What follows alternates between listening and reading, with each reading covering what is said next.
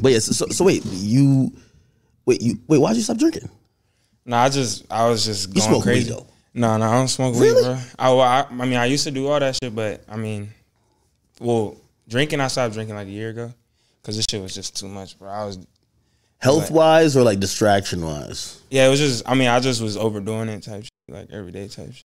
Yeah, that's the thing, man. I think everything, life is really about moderation. Like, but it's hard to figure out the moderation. When it comes to like that shit, yeah, it's like hard like you said, it's addicting. Like that shit. Yeah. And then I've always learned or heard as well, but learned as well. A lot of vices, money is a limiting factor, right? So it's like, all right, cool. You might like weed or you like to do whatever extracurricular type of activity or drug. But like, if you don't got that much money, it's only so much you could take. Now, when you could just be like, yo, get me as much as you could possibly get me. That's crazy, right? Before like a rapper gets lit, yeah, like they might be smoking weed, they might do some type of drugs here and there, but you don't really got the money to really do the shit. Once you get rich, like shit's just anytime you need it, it's there. So it's like it's easy to just fall into that shit. Yeah, I usually from a fan perspective, when I think about like anytime a rapper tells me they're sober, or like a rapper has told me, yeah, I used to do some stuff, but I need to cut back. I remember the Wayne, like Lil Wayne is like a great example. Like Wayne was making a lot of great music, and to this day, I still have this argument with myself. I'm like, was he making that great music because he was high out of his mind, or it was all that lean, or maybe, he was just making great music regardless? Because I think some fans, obviously had health scares. Like he was catching like seizures and stuff like that. And then there was a time that, TMZ erroneously reported that he died.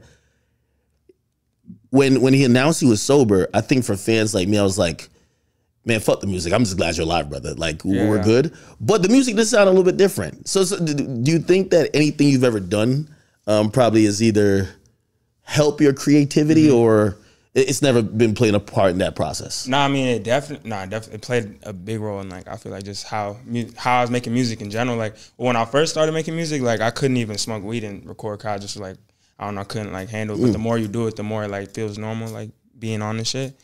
And then when every time you make a song, every time you do an interview, every time you just do a show or anything, you high or drunk or something, like, that's, like, what's natural. And then once you try to cut it out, like, once you sober and shit, it don't feel the same. Like, took a while, ain't it? Took a while to feel normal. Yeah, like, that's why, that's just, it's no joke. Man, I went into, a rapper invited me to a studio session. Actually, who was it? I think it was Fabio Foreign. Man, he invited me to Jungle City. He's like, yo, I come listen to the project. Now, listen, I'm older, but I ain't no old man. All right, so like around 12 o'clock, I'm not like bedtime, but I don't smoke. Man, niggas had that shit moving like a goddamn Snoop Dogg tour bus, man. Yeah. The nigga playing his album, like, smoke puts me to sleep. I don't know what it is. It just like puts, like, I'm just started like, so now I'm over here. He playing his music. I'm like snoring and shit like that. I remember, you know who did that too? X's mom. When they were putting out, I think that, was it a project or like a song after he died? She invites me to this penthouse. And I ain't gonna lie, them niggas smoke so much. I remember her tapping me and I felt like an asshole because she was in the middle of telling me a story, like a heartfelt story. But they were smoking too much. Like, I don't know how people function while they smoke. Like, that's like a hard task. I can't no more. Anytime I run that shit, I be in the cars with the homies and shit. They be hotboxing, bro. I can't handle it. Even the second hand is fucking you up now. Okay, so you're back regular now. I mean, I just stopped smoking like so long ago. Like, if I hit a blunt right now, I'd be out of my mind right now. Like, Ever did rehab or nothing like that? Nah. Oh, it's not bad then. Nah. It was bad, but I feel like rehab, I just didn't even want to, like, I just feel like the word rehab and saying I'm going to rehab, like, then it's like, okay, yeah, you really, like, are junkie type shit. And, like, I'm not trying to, no, nothing against it, but I just didn't want to put, like, I couldn't feel right doing that, you know?